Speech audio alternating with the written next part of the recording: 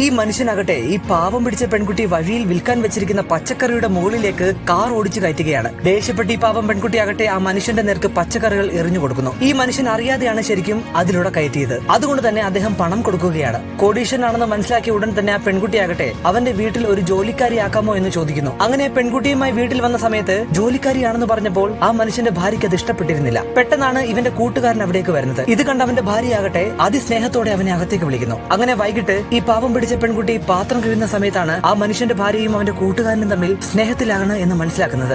അവളുടെ ഭർത്താവിനെ കൊള്ളയടിച്ച് പണം മുഴുവൻ എടുക്കാനാണ് പ്ലാൻ എന്ന് അവൾക്ക് മനസ്സിലായിരിക്കുന്നു. പിറ്റേ ദിവസം ആ മനുഷ്യന്റെ കമ്പനി കൊള്ളയടിക്കപ്പെട്ടു എന്ന വിവരം അറിഞ്ഞ് അവൻ താഴേക്ക് വീഴുകയാണ്. അവന്റെ കണ്ടീഷൻ കൊണ്ട് തന്നെ അവൻ വീൽ ചെയറിലായിരിക്കുന്നു. ആ സമയത്ത് അവന്റെ ഭാര്യയാകട്ടെ അവനെ ഇട്ടിട്ട് പോവുകയും ചെയ്യുന്നു. അങ്ങനെ ഒടുവിൽ ഈ പാവം പിടിച്ച പെൺകുട്ടി അവനെ ശുശ്രൂഷിക്കുകയാണ്. അങ്ങനെ അവരുടെ വിവാഹ സമയത്ത് ഇവന്റെ ഭാര്യ അവിടേക്ക് വരികയും ഈ കോടീശ്വരനായ ഈ മനുഷ്യൻ സർപ്രൈസായി എഴുന്നേറ്റ് നിൽക്കുകയും ചെയ്യുന്നു. അങ്ങനെ ഒടുവിൽ കൊള്ളയടിച്ചതിന് അവരെ പോലീസുകാർ അറസ്റ്റ് ചെയ്യുന്ന കാഴ്ചയാണ് കാണിക്കുന്നത്.